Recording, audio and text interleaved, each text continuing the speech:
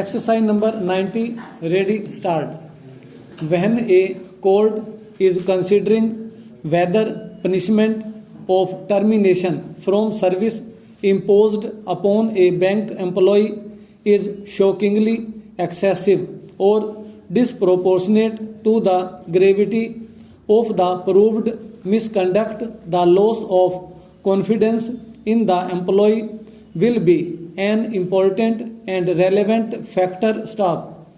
When an unknown person comes to the bank and claims to be the account holder of a long inoperative account, and a bank employee who does not know such person instructs his colleague to transfer the account from dormant to operative category, bracket start, contrary to instructions regulating dormant accounts, bracket close, without any kind of verification, and accepts the money withdrawal form from such person, gets a token and collects the amount on behalf of such person for the purpose of handing it over to such person. He in effect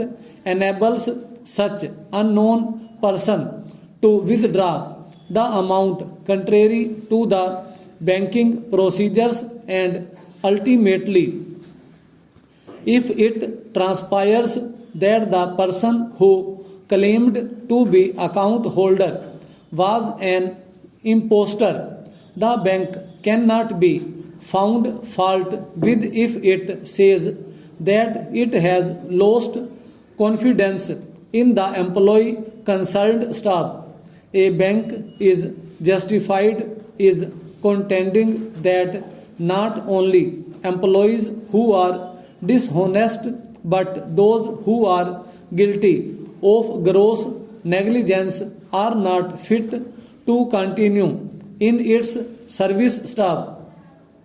Several witnesses were examined to prove the charge. Stop. One of them was H.S. Sharma, who conducted the preliminary inquiry and to whom the respondent had made a statement broadly admitting the facts which constituted the subject matter of the second charge. M. Raval, who was the cashier, and C. Oja, the officiating branch manager, were also examined. Stop. Based upon their evidence, the inquiry officer found the respondent to be guilty of the second charge, and that has been accepted by the disciplinary authority. Stop.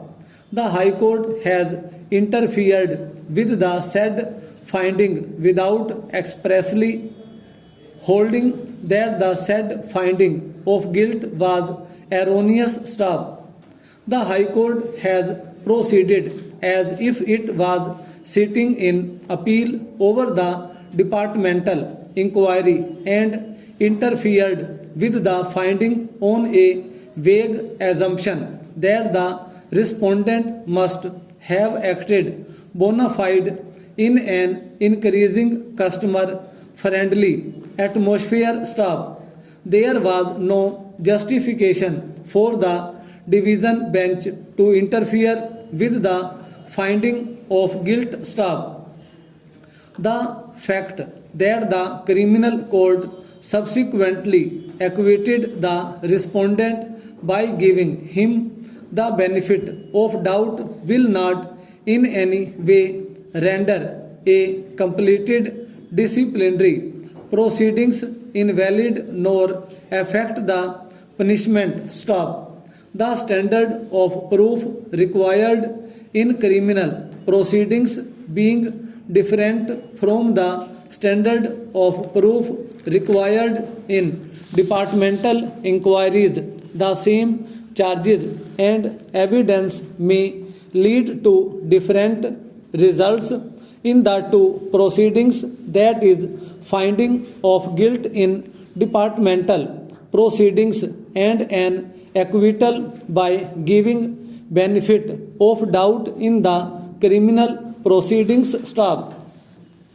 This is more so when the departmental proceedings are more proximate to the incident in point of time when compared to the criminal proceedings staff. The findings by the criminal court will have no effect on previously concluded domestic enquiry staff. An employee who allows the findings in the enquiry and the punishment by the disciplinary authority to attain finality by non-challenge cannot, after several years, challenge the decision on the ground that subsequently the criminal court has acquitted him staff. We are therefore of the view that the High Court was not justified in quashing the punishment and directing the department to take action for restoring his welfare stop pehra. We have noticed at some length the sequence of events and the efforts made by the respondent to receive copies of the documents which were relevant for the preparation of his defense in the departmental inquiry staff. As noticed earlier, all the requests made by the respondent fell on deaf ears staff. In such circumstances, the conclusions recorded by the High Court were fully justified stop pehra. Copies of the documents which formed the foundation of the charge sheet against the respondents have been denied to the respondent on the lame excuse as projected in the pleadings of the appellant at different stages before the High Court as well as this court that the respondent at the relevant time was posted in the same division and the documents could have been received by him and the reply could have been given staff. According to the appellant, all the concerned documents were with the division in which the petitioner respondent herein was posted as executive engineer staff.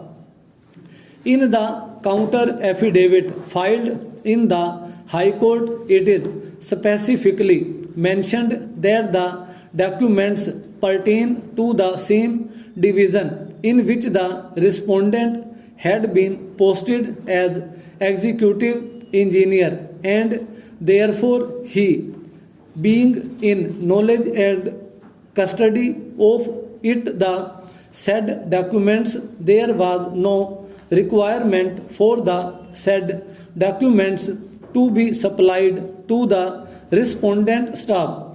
The very same submission has been reiterated before us by the learned counsel of the appellant's staff. In our opinion, the submission is baseless. Stop.